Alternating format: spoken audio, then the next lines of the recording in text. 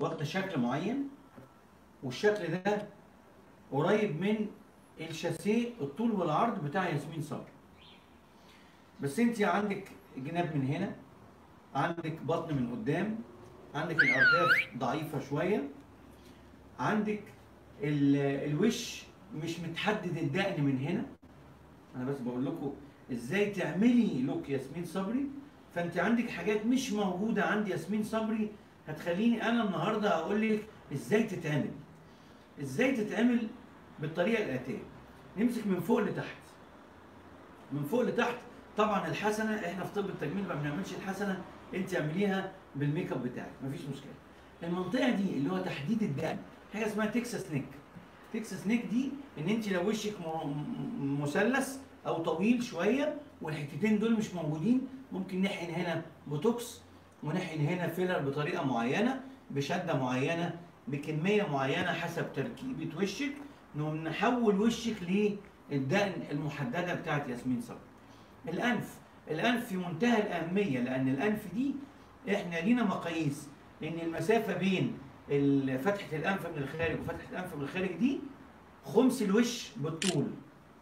يعني دي قد المسافه بين زاويه العين من بره لجوه، قد المسافه بين الاذن، قد المسافه بين المسافه من اول الاذن لغايه اول العين، خمس. كده تلت. ده الانف. طبعا الشفايف في منتهى السهوله احنا بنعملها زي اي حد، لان الشفايف دي كله شغل بالفيلر الهيالورونيك اسيد، تركيبه معينه، ملي جرام معين، الكروس لينك بتاعها او الماده معينه اللي احنا بنعملها في الكروس لينك دي بتدينا الكونتور، رسمه الشفايف والهارت اللي بيبقى موجود في المنطقه دي في القلب، في منتصف الشفه بالظبط، بنرسمه شبه الهارت بالظبط او شبه القلب عشان يديله شكل الشفايف مرفوعه لفوق، بس مش اسماعيل ياسين، لا ياسمين صبري. طيب الدقن هنا ليها شكل معين، نقدر نحقن هنا فيلر، نقدر نعمل غمزه الجمال اللي موجوده في الدقن في النص، نقدر نعمل الغمازات اللي موجوده في الخدين بعمليه صغنطوطه بنج موضعي من الداخل، مفيش حاجه من بره بتبان، بتتعمل بغرزه من الداخل. يبقى احنا كده وصلنا للشاسيه العام بتاع وش ياسمين صبري، بس ناقص لنا الخدود نقدر نملاها فيلر ونرفعها لفوق. نخش عند الرقبه. لو انت سنك 35 37 40 سنه نقدر نحقن هنا بطريقه معينه بوتوكس بتاعت نفرتيتي نيك علشان نفرد الرقبه. طيب ننزل عند الثديين. الثديين ابسط عمليه في العالم وتاني اشهر عمليه في العالم بعد شفط ونحت الدهون، تكبير الثديين باستخدام حشوات السيليكون. يمكن في فيديو سابق اول امبارح ولا حاجه كنا بنتكلم عن تكبير الثديين بحشوات السيليكون، وكنت جايب لكم الحشوات، لو دخلتوا على اليوتيوب او الانستجرام هتلاقوا نفس الفيديو.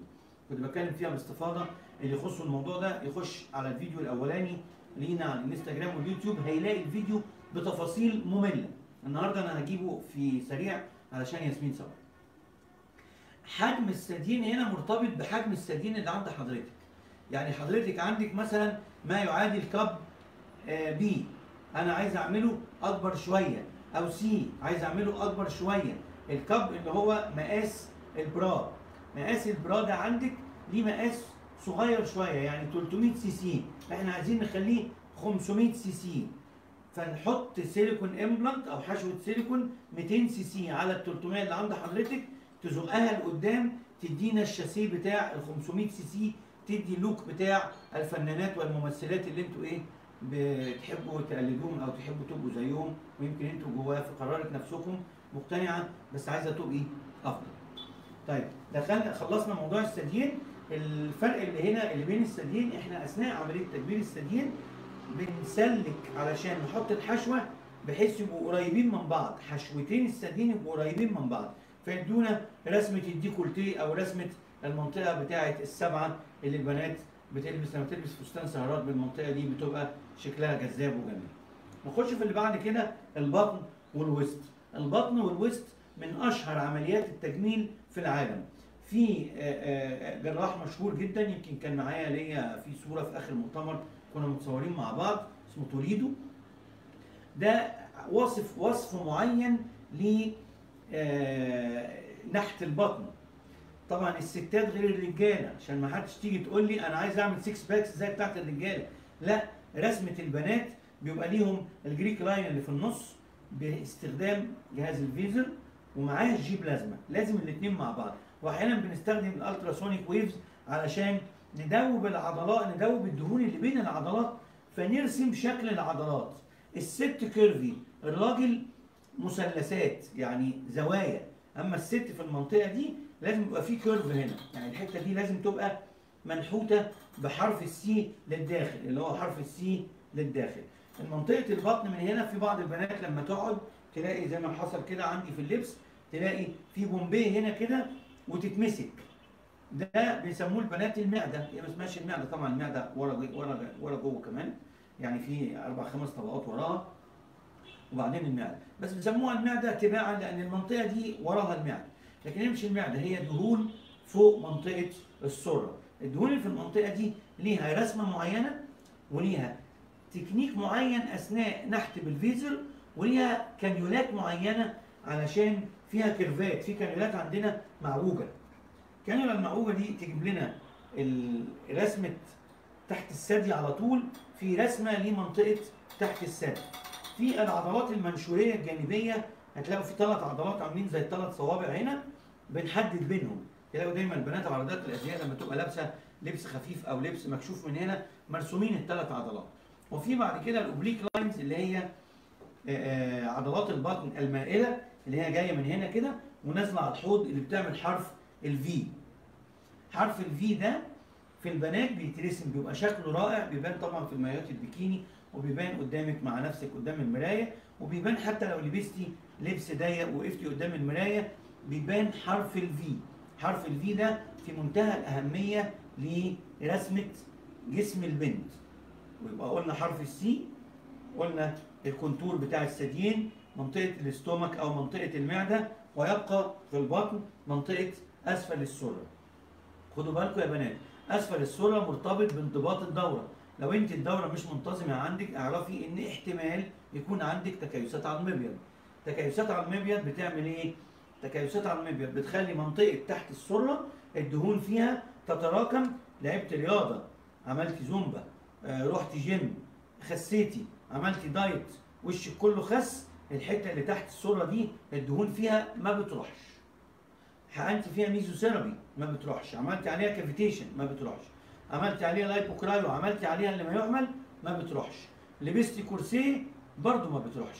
طب علاجها ايه؟ علاجها حاجتين: نعالج تكيسات المبيض باستخدام دواء من نوع معين، ونعمل نحت للمنطقه ديت باستخدام الفيزر والجيب لازمه، علشان لو سبناها منطقه الدهون دي بعد شويه تتحول الى ترهل.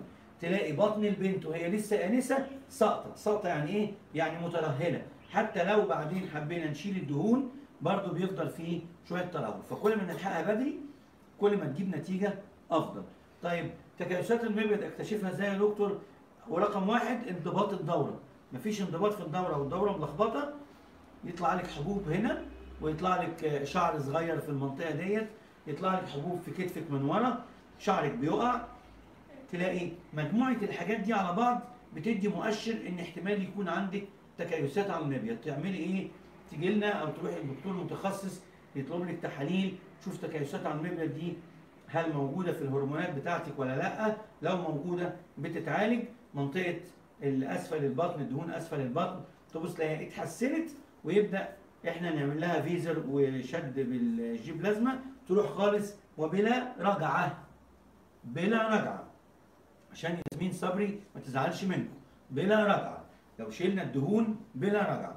طيب يبقى ايه؟ يبقى في منطقتين مهمين جدا عند البنات. طبعا لو شفنا ياسمين صبري وهي بتلف في المسلسل الاخير اللي كانت عملته في رمضان او في اي دور ليها، تلاقي منطقه البرا اريا من ورا من هنا ما عندهاش، ماشيه سموث، نازله كانها مرسومه منحوته زي التمثال. ليه؟ لان هي المنطقه دي ما عندهاش فيها دهون.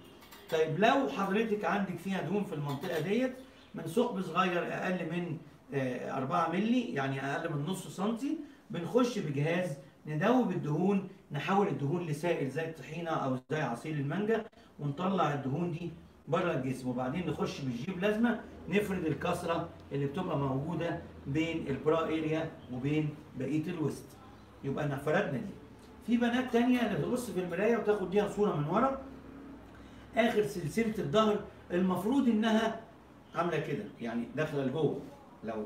لو دي ده الوش وده الظهر، انا جايب من الظهر كده، المفروض اخر سلسله الظهر عامله كده، وبعدين تيجي الارداف طالعه لبره عشان تدي شكل عارضات الازياء اللي احنا بنشوفهم، وتلاقيهم عاملين كده هو واقفين او بيتمشوا، تلاقي ظهرها مقوس للداخل وبعدين الارداف طالعه للخارج. في المنطقه دي اللي هي اخر سلسله الظهر دهون بتتكون عند بعض البنات نتيجه ان هي ما بتلعبش رياضه ومعظم الوقت قاعده وبتاكل اكل فيه سعرات حراريه عاليه وفيه دهون، خصوصا الزيوت المهدرجه اللي هي السمنه اللي بيسموها السمنه الهولندي.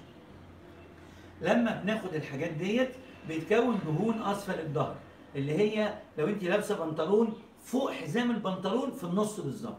الدهون دي بتدي شكل غير جمالي للارداف، بتبوظ رسمه الارداف. طب احنا بنعمل ايه للدهون ديت؟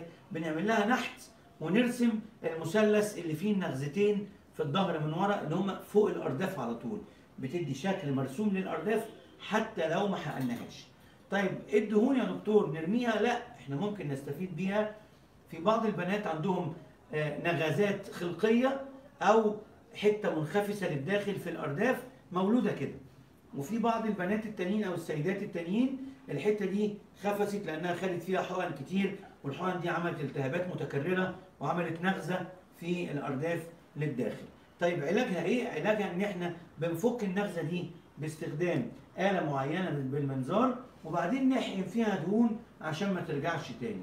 طيب في بعض البنات، يمكن في فيديو احنا هننزله قريب على صفحة الفيسبوك بتاعتنا والانستجرام، الحتة دي فاضية خالص ومن ورا فاضي خالص، مبططة، الأرداف بتاعتها مولودة كده يا عيني، هي ملهاش ذنب.